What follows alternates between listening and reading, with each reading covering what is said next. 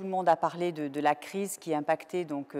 généralement les pays d'Europe du Sud. Il faut dire aujourd'hui qu'après à peu près 6 ans de crise et de vaches maigres, les choses commencent un petit peu à évoluer dans le bon sens du terme,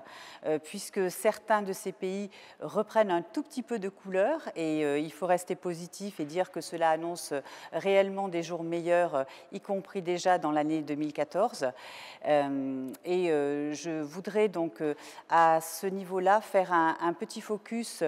sur d'une part l'Espagne, qui effectivement entre un peu dans cette catégorie-là. Il ne faut pas perdre de vue que l'Espagne est quand même la 4e économie de la zone euro, que pour 2014, les économistes annoncent un léger frémissement et espèrent une croissance avoisinant les 1%, ce qui est quand même assez important par rapport à ce que l'Espagne a connu toutes ces dernières années. Il faut savoir aussi que l'Espagne présente un attrait par rapport aux entreprises qui ont envie de s'implanter ou de faire des partenariats avec des entreprises sur place. Pourquoi? Parce que effectivement, le coût de la main-d'œuvre a baissé de par la situation économique, parce que le droit du travail est devenu très très flexible. Et puis, il faut savoir aussi qu'aujourd'hui, il y a déjà 1500 entreprises françaises qui sont implantées en Espagne. Et là, tous ces derniers mois, la tendance le confirme, il y a énormément d'entreprises françaises qui se posent la question de savoir comment elles peuvent aller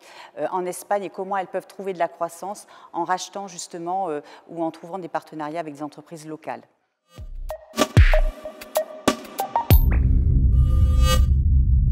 Et puis un mot peut-être sur un autre pays aussi qui est un petit peu dans le même esprit, c'est le Portugal, qui a été pendant longtemps délaissé au profit donc, de pays comme par exemple l'Asie, le Maghreb, parce que soi-disant avec des coûts de main-d'œuvre beaucoup plus bas. Aujourd'hui, ce n'est plus le cas. Et on assiste au phénomène inverse, c'est-à-dire beaucoup d'entreprises françaises qui avaient délocalisé, par exemple au Maghreb et en Tunisie, qui aujourd'hui cherchent à relocaliser et s'interrogent sur la possibilité d'aller au Portugal, parce que beaucoup de coûts de main-d'œuvre moins chère, une main-d'œuvre qualifiée, et puis justement c'est un moyen pour eux d'échapper à tous les tracas qu'ils ont eus avec le printemps arabe.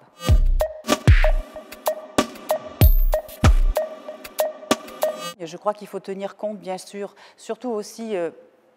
pour l'Espagne, des régionalismes du pays, parce que l'Espagne, c'est vrai, c'est un pays, mais il y a quand même 17 régions qui ont une très très forte incidence sur les comportements et sur les comportements. Et de fait, il faut vraiment en tenir compte lorsqu'on veut aller sur une de ces régions. Et au niveau de la Chambre de commerce, dans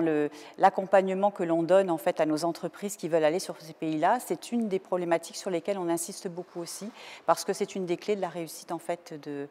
des affaires que l'on peut faire dans ces pays-là. Et au Portugal, il faut aussi savoir une chose, c'est que parfois on assimile